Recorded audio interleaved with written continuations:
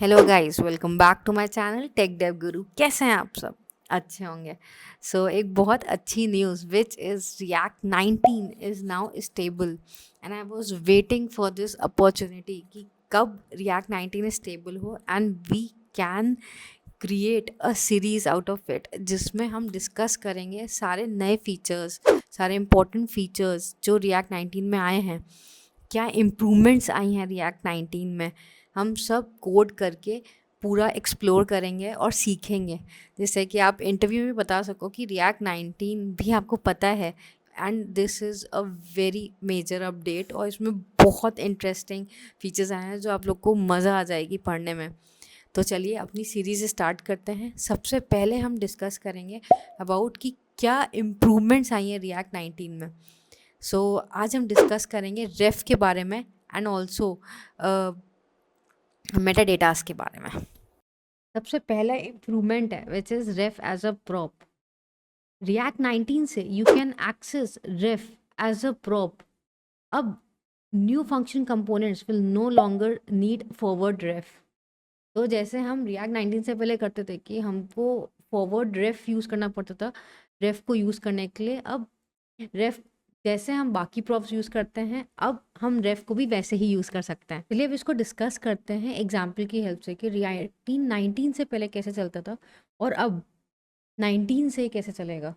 तो सबसे पहले रेफ होता क्या है? Ref is nothing but basically reference होता है। तो आप डायरेक्टली एक्सेस कर सकते हो या डायरेक्टली इंटरैक्ट कर सकते हो आप डॉम एलिमेंट्स के साथ। लाइक आपको फोकस करना है या आपको उसकी वैल्यू गेट करनी है विदाउट रिलाइंग ऑन स्टेट, तो हम रेफ को यूज़ करते हैं।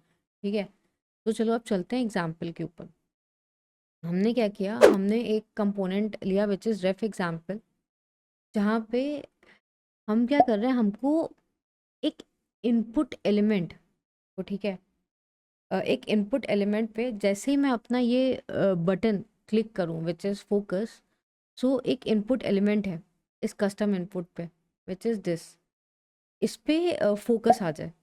ठीक, तो उसके लिए हम क्या करते हैं, रिएक्ट 19 से पहले सबसे पहले हम यूज रेफ यूज़ करते हैं रेफरेंस क्रिएट करने के लिए। ठीक, फिर हम क्या करते हैं, हम इस रेफ इनपुट को पास करते हैं अपने कस्टम इनपुट कंपोनेंट में। कस्टम इनपुट कंपोनेंट में जैसे हमने पास किया तो यहाँ पे ये रेफ को डायरेक्टली नहीं ले सकता, तो हमको यहाँ पे फॉरवर्ड रेफ यूज़ करना पड़ता है। अब फॉरवर्ड रेफ की हेल्प से हमको ये जो रेफ मिलता है वो हम अपने इस इनपुट में यूज़ कर पाते हैं। And this now in our parent this ref input will contain the value of this input element and we will be able to focus. चलो देखते हैं एग्जाम्पल में। तो अब मैंने यहाँ पे फोकस का बटन क्लिक किया तो ये देखो ये फोकस हो गया बिकॉज ऑफ दिस फॉरवर्ड रेफ। नहीं, ये है ओल्ड तरीका। अब रिएक्ट 19 में क्या अपडेट आया है, मैंने कहा था सिंपल, जैसे हम बाकी प्रॉप्स यूज़ करते हैं वैसे अब हम रेफ को भी यूज़ कर सकते हैं, ये सब कुछ सेम है। अब यहाँ पे हम नल ना पास करके, अब हमको क्योंकि रेफ में एक और इम्पोर्टेंट चीज़ आई है विच इज़ अब ये रिटर्न फंक्शन भी हम इसमें लिख सकते हैं। ठीक है, क्लीन अप के लिए। तो इसकी वजह से अब यहाँ पे हमको नल नहीं पास करना है, ज़ीरो पास करो, एम्प्टी पास करो, वी कैन डू दैट। अब ये रेफ इनपुट को हमने डायरेक्टली इस कस्टम इनपुट में पास किया एज अ प्रॉप, और हमने उसको एज अ प्रॉप फेच किया और हमने डायरेक्टली यहाँ पे रेफ लगा दिया। There is no use of forward ref now. Simple एक प्रॉप की तरह वो एक्ट करेगा। सो सिंपल, रिएक्ट 19 ने रेफ को इतना सिंपल बना दिया कि हम डायरेक्टली किसी भी कंपोनेंट में उसको एक्सेस कर सकें and we can use ref as a prop. Second improvement for refs are cleanup function for ref. अब हम क्लीनअप फंक्शन लिख सकते हैं रेफ के अंदर। मतलब सबसे पहले हम रेफ को सिर्फ ऐसे लिखते थे, रेफ इज इक्वल टू रेफ, अभी भी लिख सकते हैं, बट एक और तरीका है, इस इनपुट के अंदर हम रेफ को ऐसे भी लिख सकते हैं जिसमें सबसे पहले रेफ में ये रेफ क्रिएट होगा और उसके बाद फिर एक रिटर्न फंक्शन है which is nothing but a ref cleanup, and this is called when the component unmounts. When the component unmounts, React will call the cleanup function which is returned from this ref callback. इसको call कर देगा, ठीक, और आपकी चीज़ें clean up हो जाएंगी. जैसे यूज इफेक्ट में होता था रिटर्न फंक्शन, सेम वैसे ही एक्ट करेगा. एक और इम्पॉर्टेंट नोट जो मैंने आपको बता रही थी कि प्रीवियसली रिएक्ट में क्या होता था कि हम रेफ फंक्शंस में नल यूज़ करते थे, ठीक.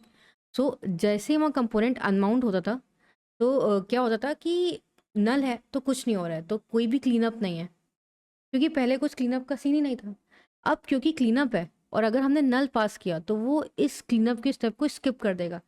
इसके वजह से आपको यहाँ पे या तो ज़ीरो पास करना होगा या तो एम्प्टी या कुछ पास करना होगा, जिसके वजह से वो आपके इस क्लीनअप स्टेप को स्किप ना कर सके. तो yes, that's it for this video.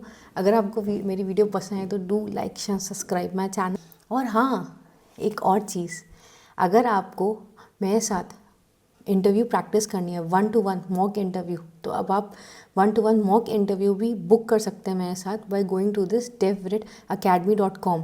यहाँ जाके आप अपना 1-to-1 इंटरव्यू मेरे साथ बुक कर सकते हैं और अंडरस्टैंड कर सकते हैं कि क्या इंटरव्यू क्वेश्चंस है. We can have a mock interview. I will give you feedback of आप में क्या लैकिंग है, क्या पूरा जो एनालिसिस है आपका.